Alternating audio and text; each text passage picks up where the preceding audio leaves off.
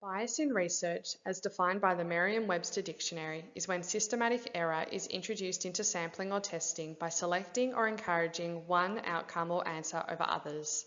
As a result, it prevents unprejudiced consideration of a question.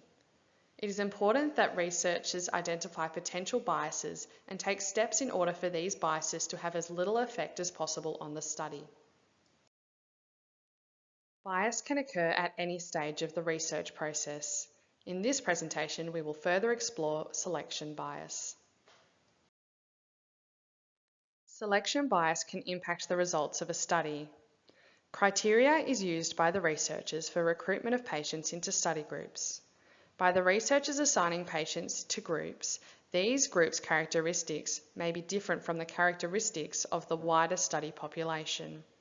To ensure there is no selection bias in a study, researchers can follow the points advised by the Pedro scale. Subjects are randomly allocated into groups. This is done by the study groups being assigned randomly, for example by coin tossing. The researchers do not have influence over who is in each group. This is a key factor of randomized controlled trials. Allocation was concealed.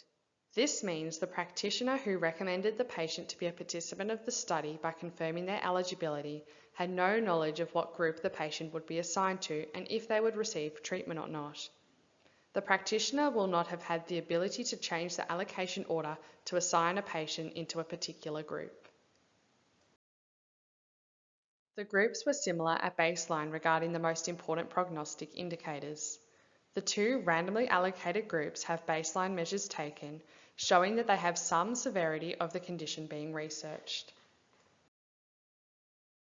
In randomized controlled trials and systematic reviews, it is important that steps are taken to reduce selection bias of study groups. By ensuring that selection bias is minimized, it allows for improved study design.